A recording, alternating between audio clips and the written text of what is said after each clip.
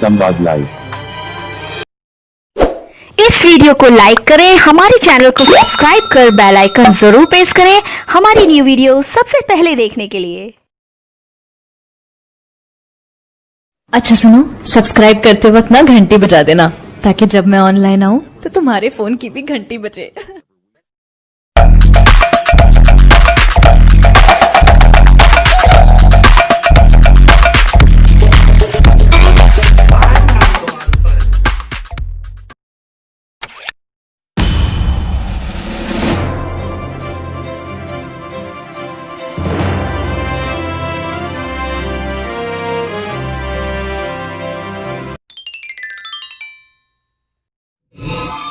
तो हमारा पहला प्रश्न है, कुमाऊनी भाषा एवं संस्कृति समिति की स्थापना किसने की? कुमाऊनी भाषा एवं संस्कृति समिति की स्थापना किसने की? ऑप्शन है भजन सिंह, पातीराम, केशवदत्त रुवाली, एटकिंसन। तो इनमें से इसका आंसर होगा कुमाऊनी भाषा एवं संस्कृति समिति की स्थापना किसने की? ये की थी प्रोफेसर केशवदत्त रुवाली ने। ठीक है। नेक्स्ट क्वेश्चन है, किस एक्ट के अंतर्गत उत्तराखंड में एक वन पंचायत नियम 1931 का गठन हुआ? किस एक्ट के अंतर्गत उत्तराखंड में एक वन पंचायत नियम 1931 का गठन हुआ? ठीक है, आपके पास 4 ऑप्शन दिए गए हैं। ठीक है, तो आप अपना आंसर लिखें। इसका आंसर होगा शेड्यूल डिस्ट्रिक्ट एक्ट 1874। ठीक है, शेड्यूल डिस्ट्रिक्ट एक्ट 1874 के अंतर्गत उत्तराखंड में एक वन पंचायत नियम 1931 का गठन हुआ। ठीक है। नेक्स्ट क्वेश्चन है, कुल्ली बेगार प्रथा की सर्वप्रथम अवमानना कब हुई थी? कुल्ली बेगार प्रथा की सर्वप्रथम अवमानना कब हुई थी? आपके पास ऑप्शन है 13 मई 1903, 12 जुलाई 1903, 21 जुलाई 1903 और 14 मई 1920। ठीक है, इसका जो आंसर होगा वो है 21 जुलाई 1903। ठीक है, कुल्ली बेगार प्रथा की सर्वप्रथम अवमानना हुई थी 21 जुलाई 1903 को। नेक्स्ट क्वेश्चन है क्वेश्चन नंबर 4, तराई रुद्रपुर का इतिहास और विकास किसकी रचना है? तराई रुद्रपुर का विकास और इतिहास किसकी रचना है? आपके पास 4 ऑप्शन है, मदन मोहन मालवीय, मुकुंदलाल, प्रेम स्वरूप सकलानी, पातीराम। ठीक है, तो आप अपना आंसर लिखें। इसका आंसर है प्रेम स्वरूप सकलानी। ठीक है, तराई रुद्रपुर का इतिहास और विकास प्रेम स्वरूप सकलानी की रचना है। ठीक है। नेक्स्ट क्वेश्चन है क्वेश्चन नंबर 5, राज्य में क्रियान्वित जलागत विकास योजना जो ग्राम्य है उसमें जो निम्न में से कौन सी संस्था वित्त पोषित करती है? ठीक है, जो ग्राम्य योजना है इसमें इनमें से कौन सी संस्था वित्त का पोषित करती है? 4 ऑप्शन है, नाबार्ड, रिजर्व बैंक, विश्व बैंक, भारतीय स्टेट बैंक। ठीक है, इसका जो आंसर होगा वो है विश्व बैंक। ठीक है। नेक्स्ट क्वेश्चन है क्वेश्चन नंबर 6, जोशीमठ से रणचूला कोट राजधानी स्थानांतरित करने वाला शासक कौन था? जोशीमठ से रणचूला कोट राजधानी स्थानांतरित करने वाला शासक कौन था?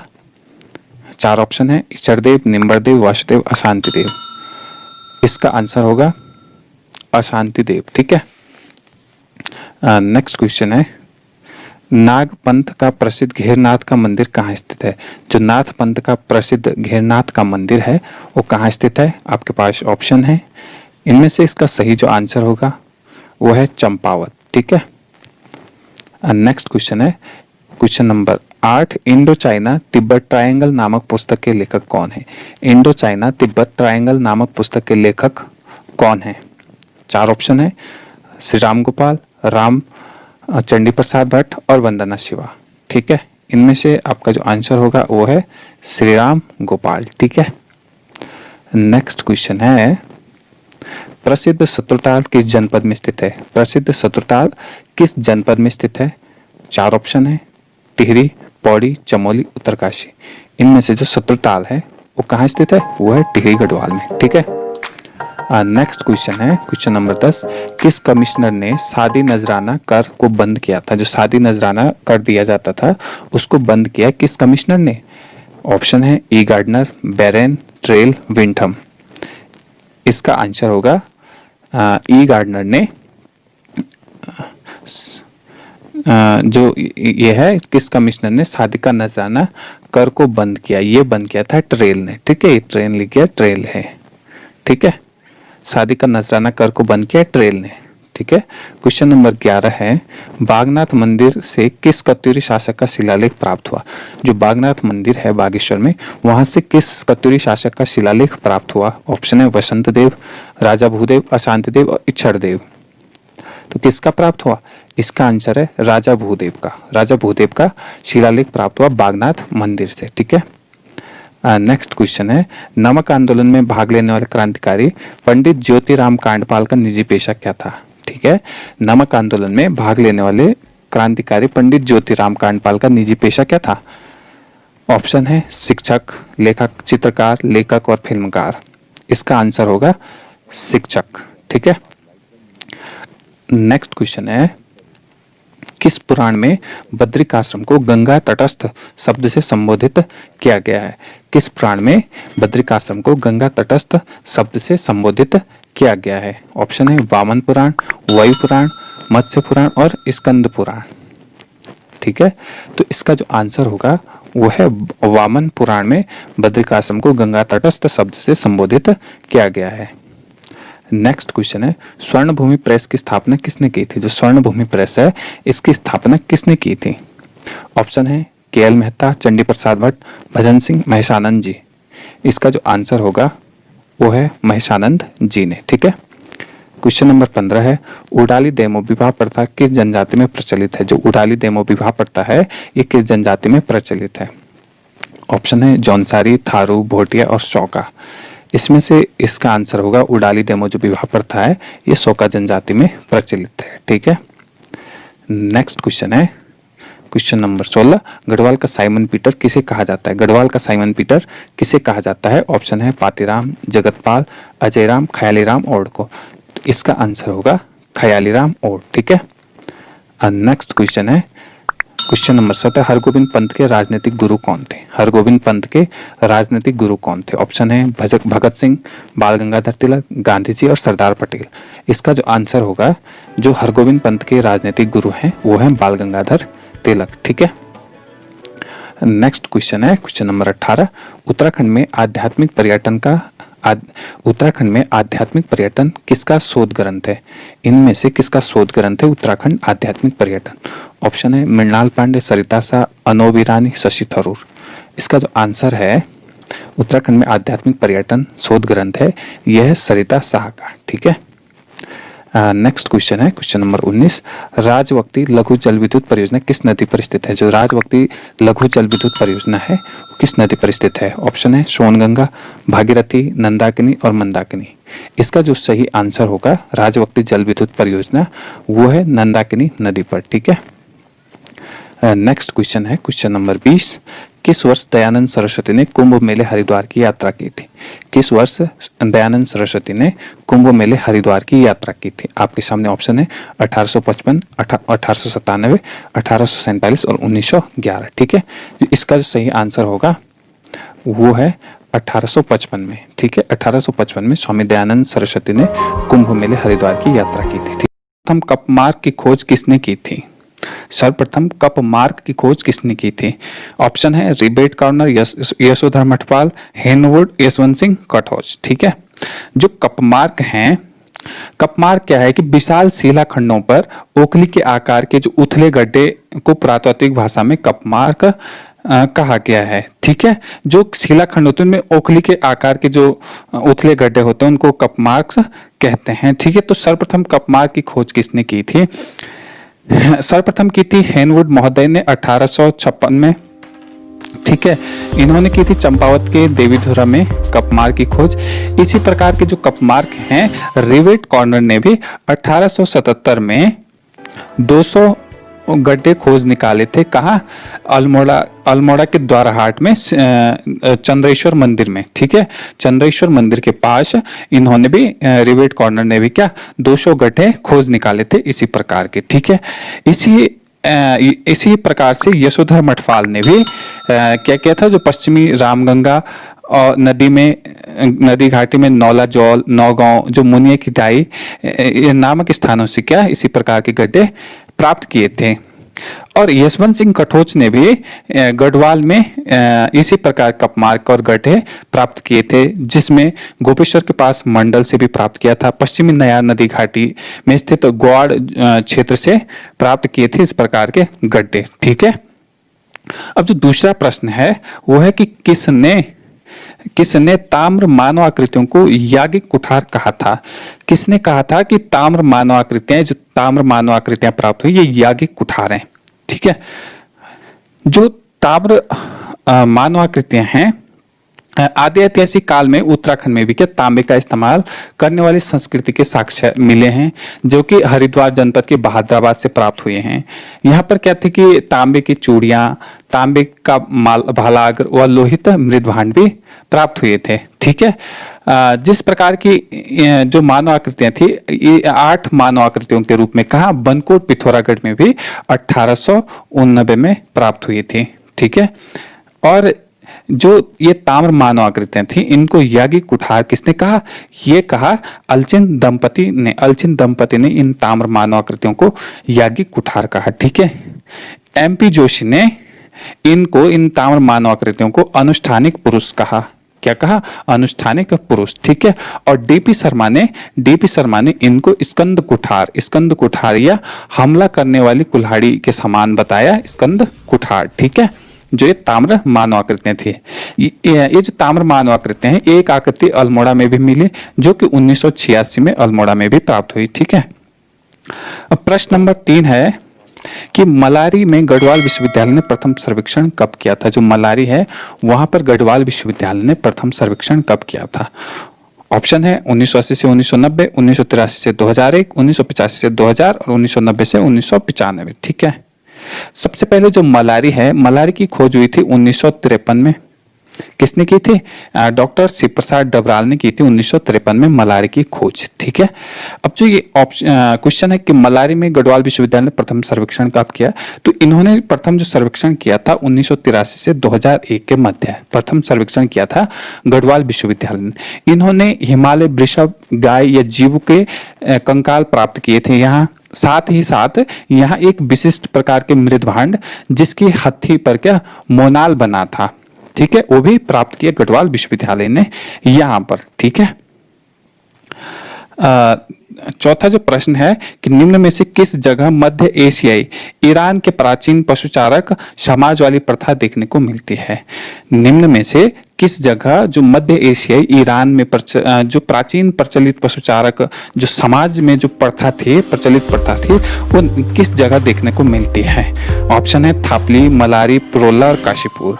ठीक है, इसका आंसर है वो है मलारी में। ठीक है, कि 2000 जब गढ़वाल विश्वविद्यालय ने 2002 से दूसरा सर्वेक्षण किया मलारी में, तो उन्होंने यहाँ पाया कि एक संपूर्ण नर कंकाल पाया, जो कि क्या ओधेमो घुटने पर मोड़कर लेटाया गया था। ओधेमो घुटने पर लेटाया गया था यहाँ पर, और उस जो नर कंकाल था उसके चेहरे पर कितना 5.2 किलो का सोने का मुखौटा प्राप्त किया था।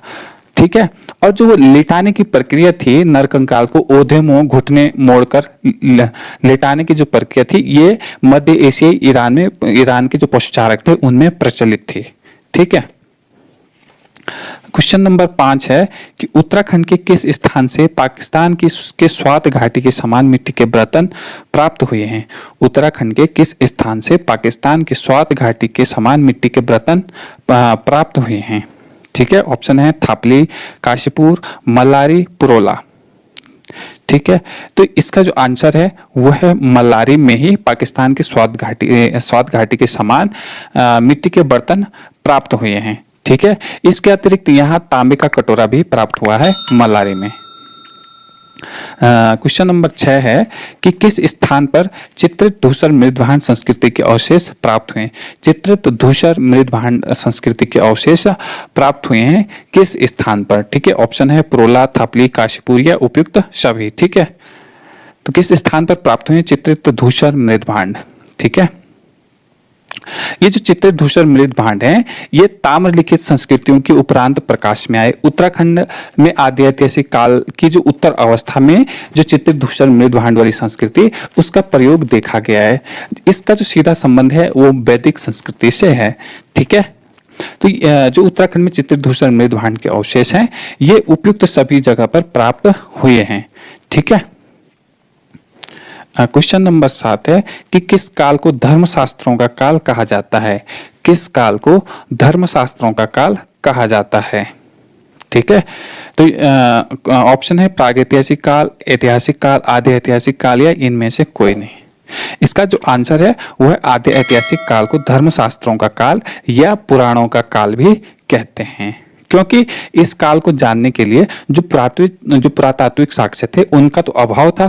ठीक है, और जिस कारण हमें के साहित्यिक साक्ष्यों पर निर्भर रहना पड़ा, और यह साहित्यिक साक्ष्य धार्मिक एवं पौराणिक ग्रंथ थे, इसलिए इस काल को धर्मशास्त्रों का काल या पुराणों का काल भी कहते हैं। ठीक है, क्वेश्चन नंबर 8 है उपनिषदों में उत्तराखंड के लिए कौन सा शब्द प्रयुक्त किया गया है? जो उपनिषद थे उनमें उत्तराखंड के लिए कौन सा शब्द प्रयोग किया गया था? पुण्य भूमि, ऋषि भूमि, पवित्र भूमि या वाक देवी? ठीक है, तो कौन सा शब्द प्रयुक्त किया गया था? उपनिषदों में उत्तराखंड के लिए पुण्य भूमि शब्द प्रयुक्त किया गया था। ठीक है, और ऋग्वेद में भी उत्तराखंड के लिए क्या मनुष्यों की भूमि के रूप में मिलता है या देवभूमि के रूप में मिलता है ऋग्वेद में। ठीक है, नेक्स्ट प्रश्न है, क्वेश्चन नंबर 9 है कि किस ग्रंथ में उत्तराखंड के लिए उत्तर कुरु शब्द का प्रयोग किया गया है? उत्तर कुरु शब्द का प्रयोग किस ग्रंथ में किया गया है? ऑप्शन है कौशिकतीय ब्राह्मण, रामायण, ऐत्रेय ब्राह्मण या महाभारत? तो किस ग्रंथ में किया गया था उत्तराखंड के लिए उत्तर कुरु शब्द का प्रयोग? ठीक है, ये किया गया था ऐत्रेय ब्राह्मण में उत्तराखंड के लिए उत्तर कुरु शब्द का प्रयोग किया गया था। ठीक है, और जो कौशिकतीय ब्राह्मण है इसमें उत्तराखंड के लिए वाक देवी अर्थात सरस्वती के निवास स्थल बद्रिक आश्रम की चर्चा मिलती है कौशिकतीय ब्राह्मण में।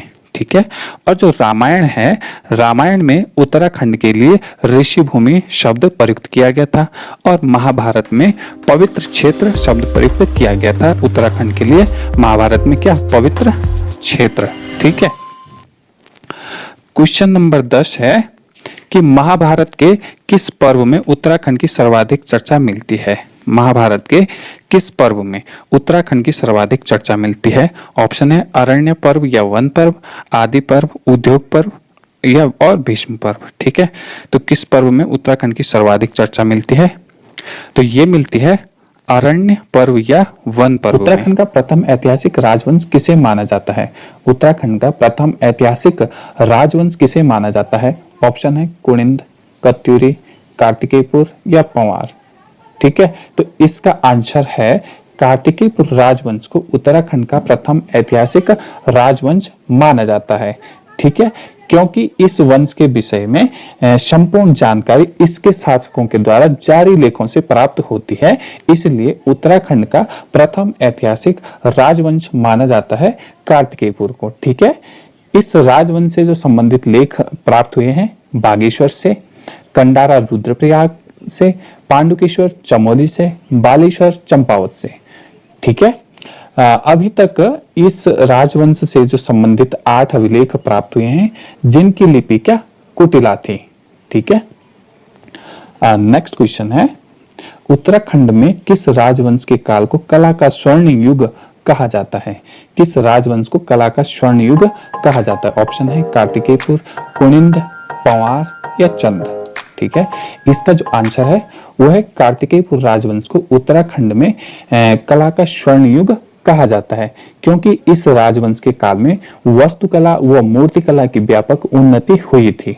ठीक है, नेक्स्ट क्वेश्चन है कार्तिकेयपुर राजवंश की स्थापना किसने की थी? कार्तिकेयपुर राजवंश की स्थापना किसने की थी? ऑप्शन है त्रिभुवन राजदेव, खरपड़देव, वसंत देव या निम्बर देव। इसका आंसर है कार्तिकेयपुर राजवंश की स्थापना की वसंत देव ने। ठीक है, इसकी जानकारी मिलती है हमें त्रिभुवन राजदेव के बागेश्वर लेख से। इस लेख में वसंत देव के लिए महाराजा धीराज व परम भट्टारक की उपाधि अंकित है। साथ ही साथ इस लेख में यह भी है कि बसंत देव ने एक मंदिर को स्वर्णेश्वर नामक ग्राम दान दिया था। ठीक है। नेक्स्ट क्वेश्चन है, उत्तराखंड का प्रथम शासक जिसने गढ़वाल व कुमाऊं का एकीकरण करने का प्रयास किया। उत्तराखंड का प्रथम शासक जिसने गढ़वाल व कुमाऊं का एकीकरण करने का प्रयास किया। ठीक है। ऑप्शन है निम्बर देव, त्रिभुवन देव, ललित देव और इष्टगण। तो इसका जो आंसर होगा वो है इष्टगण। ठीक है। उत्तराखंड का जो प्रथम ऐसा शासक था जिसने गढ़वाल व कुमाऊं को एकीकरण करने का प्रयास किया था। ठीक है। जो इष्टगण है ये पुत्र थे निम्बर देव के। ठीक है। और ये निम्बर देव जो है ये शैव धर्म को मानने वाले थे। इन्होंने जागेश्वर मंदिर के विमानों का निर्माण करवाया। ठीक है, निम्बर देव ने। और जो इष्टगण ने इन्होंने जागेश्वर मंदिर समूह के अंतर्गत लकुलीश, नटराज, महिषासुरमर्दिनी, नवदुर्गा आदि मंदिरों का निर्माण करवाया था। ठीक है। नेक्स्ट क्वेश्चन है, कार्तिकेयपुर राजवंश का सबसे प्रतापी शासक कौन था? कार्तिकेयपुर राजवंश का सबसे प्रतापी शासक कौन था? ऑप्शन है ललित सूर्यदेव, भूदेव, सुभिक्षदेव, त्रिभुवन देव। ठीक है। इसका जो आंसर है वो है ललित सूर्यदेव। उत्तराखंड राजवंश जो कार्तिकेयपुर राजवंश था उसका सबसे प्रतापी शासक था। ठीक है। यह कार्तिकेयपुर राजवंश का ऐसा शासक है जिनके अब तक के सर्वाधिक लेख प्राप्त हुए हैं। ठीक है। इसके विषय में जानकारी जो कंडारा लेख रुद्रप्रयाग है इसमें मिलती है कि इन्होंने परम भट्टारक महाराजाधिराज की उपाधि धारण की थी। ठीक है। नेक्स्ट क्वेश्चन है, किस शासक को काली कलंक पंख से मग्न धरती के उद्धारक के रूप में वराह अवतार के समान बताया गया है? किस शासक को काली कलंक पंख से मग्न धरती के उद्धारक के रूप में वराह अवतार के समान बताया गया है? ऑप्शन है खरपरदेव, इष्टगण, ललित सूर्यदेव या इनमें से कोई नहीं। ठीक है। तो इसका आंसर होगा ललित सूर्यदेव को। ठीक है। इसकी जानकारी मिलती है हमें पांडुकेश्वर लेख से। ठीक है। नेक्स्ट क्वेश्चन है, किस शासक ने बौद्ध संप्रदाय पर अत्याचार किए और बौद्ध श्रमण शत्रु नाम से जाना गया? ऑप्शन है अशांति देव, क्रांचल देव, भूदेव, इच्छर देव। ठीक है। तो कौन सा शासक था जिसने बौद्ध संप्रदाय पर अत्याचार किए और बौद्ध श्रमण शत्रु? बौद्ध श्रमण शत्रु इसका अर्थ है बौद्ध भिक्षुओं की हत्या करने वाला के नाम से जाना गया। ठीक है। तो यह थे भूदेव। ठीक है। भूदेव जो कि ललित सूर्यदेव का पुत्र था, ये जानकारी मिलती है हमें पांडुकेश्वर ताम्रपत्र लेख में। और इन्हें भूदेव को राजाओं के राजा के नाम से भी प्रसिद्ध थे। भूदेव के राजाओं के राजा के नाम से भी प्रसिद्ध थे। और भूदेव ने परम ब्राह्मण की भी उपाधि धारण की थी। ठीक है, कि ये परम ब्राह्मण है। ठीक है, इसकी उपाधि भी धारण की थी भूदेव ने। नेक्स्ट क्वेश्चन है, सलोड़ादित्य वंश की स्थापना किसने की थी? सलोड़ादित्य वंश की स्थापना किसने की थी? ऑप्शन है पद्मदेव, सुभिक्षदेव, इच्छरदेव या इंद्रपाल। ठीक है। तो सलोड़ादित्य वंश की स्थापना की थी इच्छरदेव ने। ठीक है। यह जानकारी मिलती है बालेश्वर लेख से। ठीक है। और जो इसके बाद थे इस वंश के इच्छरदेव के जो पश्चात के शासक थे उनमें पद्मदेव और सुभिक्ष देव थे। ठीक है। जो सुभिक्ष देव था इसके समय पर ही क्या हुआ, जो जोशीमठ राजधानी थी इन्होंने कप्यूर घाटी बैजनाथ स्थानांतरित की थी। ठीक है। नेक्स्ट क्वेश्चन है, आदि गुरु शंकराचार्य ने अपना देह शरीर केदारनाथ में कब त्यागा था? आदि गुरु शंकराचार्य ने अपना शरीर केदारनाथ में कब त्यागा था? ऑप्शन है 810 ईस्वी, 815 ईस्वी, 825 ईस्वी या 820 ईस्वी। तो आदि गुरु शंकराचार्य ने 820 ईस्वी में अपना शरीर केदारनाथ में त्यागा था। ठीक है। इस वक्त इनकी उम्र कितनी थी? 32 वर्ष थी। जो आदि गुरु शंकराचार्य थे ये अद्वैतवाद के दार्शनिक थे। ठीक है। और इन्होंने क्या किया, आदि गुरु शंकराचार्य ने पूरे भारत में 4 मठ की स्थापना की, जिनमें ज्योतिर्मठ, पुरी, श्रृंगेरी, द्वारिका थे। अगर शंकराचार्य के जन्म की बात करें तो शंकराचार्य का जन्म हुआ केरल के कलाड़ी में, जो कि उस समय चेर साम्राज्य के अंतर्गत था। ठीक है, आदि गुरु शंकराचार्य के गुरु थे गोविंद स्वामी जी थे, और इनके पिता का नाम, आदि गुरु शंकराचार्य जी के पिता का नाम शिव गुरु व इनकी माता सुभद्रा थी। ठीक है, अब नेक्स्ट क्वेश्चन है, कार्तिकेयपुर काल में सेना कितने भागों में विभाजित थी? कार्तिकेयपुर काल में सेना कितने भागों में विभाजित थी? ऑप्शन है 3, 4, 5, 2। इसका आंसर है जो कार्तिकेयपुर काल में सेना थी वो 4 भागों में विभाजित थी, जिनमें पदातिक जो कि पैदल चलने वाली, उनको ग्वाल्मीक भी कहते हैं। अश्वारोही जो घोड़ों पर चलने वाली सेना थी। ठीक है, गजारोही जो कि हाथियों के ऊपर चलने वाली सेना थी, और चौथे प्रकार की थी उष्ट्रारोही जो कि ऊंट पर चलने वाली सेना थी। ठीक है, अब जानते हैं हम कार्तिकेयपुर राजवंश से संबंधित वन लाइनर तथ्यों के बारे में। ठीक है, जो कि एग्जाम की दृष्टि से महत्वपूर्ण है। इनमें सीमाओं की सुरक्षा करने वाला जो अधिकारी होता है, जिसके पास की सीमाओं की सुरक्षा का भार होता है, वो अधिकारी का नाम है प्रांतपाल नामक अधिकारी होता था। वो अधिकारी था प्रांतपाल नामक अधिकारी। जो गिरिद्वारों के रक्षक थे वो घटपाल नामक अधिकारी था। व्यक्तियों पर निगरानी रखने वाला जो अधिकारी था वर्मपाल नामक अधिकारी। और नदी घाटों पर आगमन सुविधा एवं कर वसूली के लिए नरपति नामक अधिकारी था। और अपराधियों को पकड़ने वाला सर्वोच्च अधिकारी था दोषापराधिक। ठीक है, और जो गुप्तचर अधिकारी था वो दुसाध्य साधनिक अधिकारी था। दुसाध्य साधनिक नामक अधिकारी गुप्तचर विभाग का अधिकारी था। ठीक है, खनिज व वनों की रक्षा करने वाले जो अधिकारी थे वो खंडपति नामक अधिकारी था। करों की वसूली के लिए जो अधिकारी थे भूपति व सौल्किक नामक अधिकारी थे। करों की वसूली करने वाले अधिकारी। प्रजा से विष्टि या बेगार लेने वाले अधिकारी थे भट्ट नामक अधिकारी। ठीक है, और बद्रीदत्त पांडे कार्तिकेयपुर राजाओं को क्या सूर्यवंशी मानते थे। ठीक है, कार्तिकेयपुर राजाओं के लोक हितकारी कार्यों के कारण कुमाऊं में आज भी प्रचलित है कि कार्तिकेयपुर वंश के अवसान पर सूर्य अस्त हो गया और रात्रि हो गई। ठीक है, जो नालंदा अभिलेख है उसके अनुसार बंगाल के पाल शासक धर्मपाल ने गढ़वाल पर आक्रमण किया था। इस वीडियो को अपने दोस्तों के साथ जरूर शेयर कीजिएगा और इस वीडियो में कमेंट करके हमें लाजमी तौर पर बताइएगा कि आने वाले वक्त में आप किस तरह की वीडियोस देखना पसंद करते हैं। और अगर आपने अभी तक हमारा चैनल सब्सक्राइब नहीं किया तो फौरन सब्सक्राइब कीजिए, साथ ही बेल आइकॉन पर क्लिक करें ताकि मजीद आने वाली वीडियो जहां वक्तन फवक्तन आपके लिए इस चैनल पर अपलोड करते हैं वो आपको वक्त पर मिलती रहे और आप उनसे मुस्तफीद होते रहें। अगली वीडियो तक हमें दीजिए इजाजत, अपना ख्याल रखिएगा। ताज़ा तरीन अपलोड्स की नोटिफिकेशन हासिल करने के लिए हमारे चैनल को सब्सक्राइब करें और साथ में दिए गए घंटी के निशान को दबाना ना भूलें।